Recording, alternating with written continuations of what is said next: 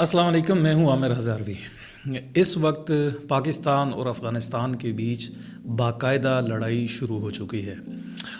ये 2 रोज़ कबल जो हमारे फ़ौजी जवानों के ऊपर हमला किया गया था, उस हमले के जवाब में पाकिस्तान ने अफ़गानिस्तान के 7 मकामात पे हमले किए थे और कहा था कि यहाँ हमारे दुश्मन जो टीटीपी के लोग हैं वहाँ बैठे हुए हैं, हमने उनको निशाना बनाया है।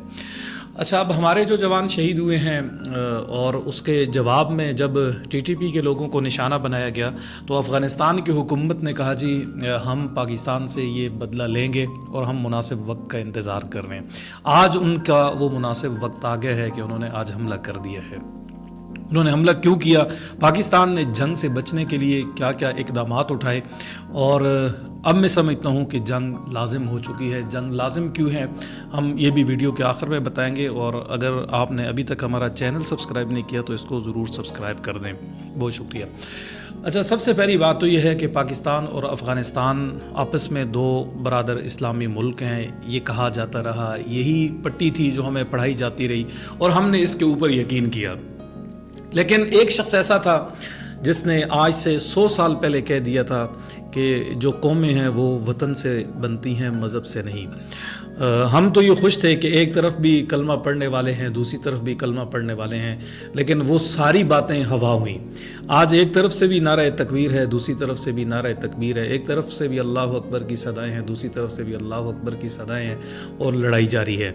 लोग अपने अपने वतन के साथ खड़े हैं। मैं पाकिस्तान के साथ खड़ा हूँ, अफ़गानिस्तान का शहरी अफ़गानिस्तान के साथ खड़ा है। यही इस वक्त तारीख़ की सच्चाई है। और वो शख्स जिसने 100 साल पहले मौलाना हुसैन मदनी ने कह दिया था, आज हम उसको अपनी आंखों से पूरा होता देख रहे हैं। दूसरी बात यह है कि पाकिस्तान ने कोशिश की कि यहाँ से पाकिस्तान के उलमा, जय्यद उलमा, जिसमें मौलाना तकी उस्मानी, मौलाना फजलुर रहमान, मौलाना हामिदुल हक और वफाकुल मदारिस के जो बड़े बुजुर्ग थे, वो अफ़गानिस्तान भेजे कि जाएँ, जाके इनसे ये कहें कि आप मुज़ाकरात करें, आप पुरअमन शहरी की तरह यहाँ ज़िंदगी गुजारें, हम आपके साथ बातचीत करने के लिए तैयार हैं। मुझे ये बताएं कि टीटीपी में कौन लोग हैं। कोई ट्रक ड्राइवर था, किसी का माजी में क्या रिकॉर्ड रहा है, लेकिन उन्हें एक छतरी मिल गई है पाकिस्तानी रियासत के ख़िलाफ़ लड़ाई करने की, और उसमें कोई जय्यद आलिम नहीं है, कोई मुफ्ती नहीं है, कोई बड़ा आदमी नहीं है। भटके हुए लोग थे, वो एक जगह इकट्ठे हुए, उन्होंने लड़ाई शुरू कर दी। लेकिन पाकिस्तान ने अपने नामवर और कदावर उलमा उन लोगों के पास भेजे जिनकी कोई इल्मी शनाख्त नहीं थी, कोई बड़ा मकाम नहीं था, कोई नाम नहीं था, लेकिन उनके पास भेजे कि जाएँ, जाके इनको समझाएं ये मुल्क है, इस मुल्क का एक आइन है, इसका एक दस्तूर है, रियासत है, बैठ के बात करें। लेकिन हमारे उलमा खाली हाथ वापस लौट गए। हालांकि इन लोगों ने मसाजिद को निशाना बनाया, मदारिस को निशाना बनाया, मौलाना हसन जान को निशाना बनाया, मौलाना फजल रहमान को निशाना बनाया, दीगर मकातब फ़िक्र के लोगों के ऊपर भी हमले किए। लेकिन उसके बावजूद हमारे उलमा वहाँ के और उनसे अमन और मुज़ाकरात की बात करके आए, लेकिन नतीजा कोई नहीं निकला। फिर हमारी स्टेट ने उसके बाद दूसरा कदम ये उठाया कि कतर में इनके साथ मुज़ाकरात किए। अफ़गानिस्तान के जो हुकूमत है उनसे कहा कि भाई आप बैठें, बात करें, लेकिन उन्होंने कहा जी हम ये सहूलत का किरदार, सहूलतकारी करेंगे, हम आपको साथ बैठा सकते हैं। और वो मसला जो लोकल था, जो एक वो ग्रोह जो कलदम छोटा सा ग्रोह है, जिसकी पूरे मुल्क में कोई शनाख्त नहीं है, उसके मानने वाले लोग नहीं हैं, चंद लोग हैं जिसकी थोड़ी सी तादाद है, फोर्स के लोग हैं, वो लड़ाई लड़ रहे हैं, उनको और एक रियासत को आमने सामने बिठाया गया। मेरा ख्याल है ये जिस शख्स ने भी ये फैसला किया है, मैं नहीं कहता कि उसकी नीयत में फतूर होगा, लेकिन बहरहाल जिस शख्स ने कतर में टीटीपी को और पाकिस्तानी रियासत को आमने सामने बिठाया, उसने इस मुल्क के साथ ज्यादती की है। उसकी वजह यह है कि एक तरफ ये कलदम तंजीम है, छोटा सा ग्रोह है। आप इसको अफगानिस्तान की हुकूमत के ऊपर कयास नहीं कर सकते कि अमेरिका ने वहाँ हमला किया था, लेकिन वहाँ रियासत थी, वहाँ उन लोगों की हुकूमत मौजूद थी। लेकिन ये क्या है, चंद लोगों का एक ग्रोह है, और एक ग्रोह एक रियासत के मुकाबले में बिठा दिया गया। लेकिन पाकिस्तान ने मुज़ाकरात के लिए कतर में इनके साथ बैठना भी गवारा कर लिया। ये बैठे कि चलें, अगर मुल्क अमन की तरफ जाता है, मामलात हल होते हैं तो हल हो जाएं। लेकिन कतर के साथ जो मुज़ाकरात हुए उसका भी नतीजा कोई अच्छा नहीं लगा। उधर से मुज़ाकरात जारी थे और इधर हमारी सरहदों के ऊपर तनाव था, इधर सरहदों के ऊपर लड़ाई जारी थी और हमारे जवान शहीद होते जा रहे थे। पिछले 4-5 सालों में जितना नुकसान हमारी फ़ौज को, हमारे इदारों को, सिक्योरिटीज़ के लोगों को जितना इन 5 सालों में پہنچا ہے اتنا 15-20 سالوں میں بھی نہیں پہنچا، اور مسلسل ہمارے جوان نشانہ بن رہے ہیں، لیکن اس کے باوجود پاکستان نے یہ قدم اٹھایا۔ پاکستان نے اس حد تک بھی کہا کہ اگر افغانستان ان کو وہاں رکھنا چاہتا ہے، اگر ان کو بسانا چاہتا ہے، تو پاکستان فنڈ دینے کے لیے بھی تیار ہے۔ پاکستان نے پیسے دینے کی بھی کوشش کی، پاکستان نے علماء بھیجے، خالی ہاتھ واپس آئے۔ دوسرا، قطر میں بیٹھ کے مذاکرات کی بات کی، نہیں ہو سکے۔ پاکستان نے پیسے دینے کی بھی پیشکش کی، آپ پیسے دے کے ان کو وہاں افغان حکومت کو کہا کہ اگر آپ وہاں ان کو بسانا چاہتے ہیں آپ بسا لیں، ہم آپ کو فیسیلیٹیٹ کریں گے، ہم آپ کو سہولیات دیں گے، ہم آپ کو پیسے دیتے ہیں، ان کو آپ وہاں شہریت دے دیں، وہاں اپنے اس نظام کا حصہ بنا لیں، ہمیں کوئی مسئلہ نہیں ہے۔ لیکن یہ بھی نہیں ہوا۔ اچھا، اس کے باوجود کیا ہے؟ لڑائی جاری ہے۔ آج کیا ہے جی؟ الجزیرہ پاکستان کے خلاف خبریں لگاتا ہے، آج ان کو فریڈم فائٹر کہتا ہے۔ یہ نقصان ہوا کہ جو یہاں ایک لوکل دہشت گرد گروہ جس کو کہا جاتا تھا، اس کو آپ نے ایک ریاست کے مقابلے میں کھڑا کر دیا، آج اس کے پیچھے ایک ریاست کھڑی ہو گئی ہے اور وہ ان کو فریڈم فائٹر کہہ رہے ہیں۔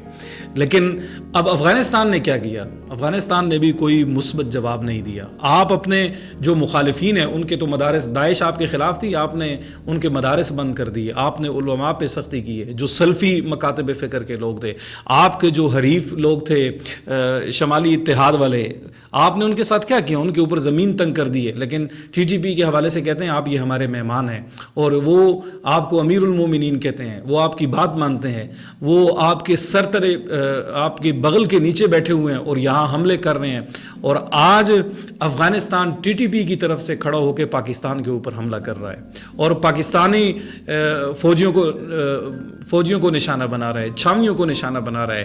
لیکن پاکستان دفاعی لحاظ سے کوئی کمزور ملک نہیں ہے، ایک طاقتور ملک ہے، اور اللہ پاکستان کو سلامت رکھے۔ ہم چاہتے ہیں کہ ایک فیصلہ کن جنگ ہو جائے، مذاکرات کی میز کے اوپر بیٹھے، اس کو کوئی نتیجہ نہیں نکلا، اور انہیں یہ گھمنڈ ہے کہ ہم طاقت میں ہیں، ہم ایک ریاست کو جھکا سکتے ہیں۔ تو اس غلط فہمی کو دور کرنے کے لیے بھی ایک جنگ ضروری ہے، تاکہ پتہ چلے کہ کس کے پاس کیا ہے، کون کتنا طاقتور ہے اور کون کتنا کمزور ہے۔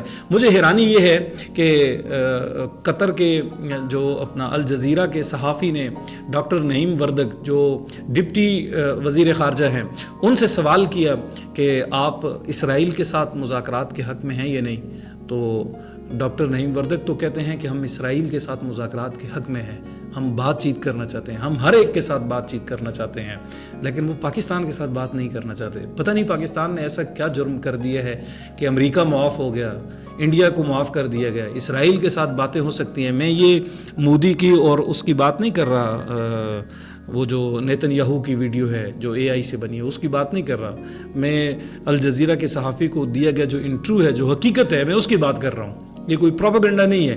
وہ اسرائیل کے ساتھ تو بات کرتے ہیں، وہ اپنے نیٹو کے ساتھ تو بات کرتے ہیں، وہ سب کے ساتھ، وہ اشرف غنی کے ساتھ بات کرتے ہیں، وہ حامد کرزئی کے ساتھ بات کرتے ہیں جو امریکہ کے اتحادی تھے۔ لیکن پاکستان نے ایسا کیا جرم کر دیا ہے کہ پاکستان کی جو سزا ہے یہ معاف نہیں ہو رہی؟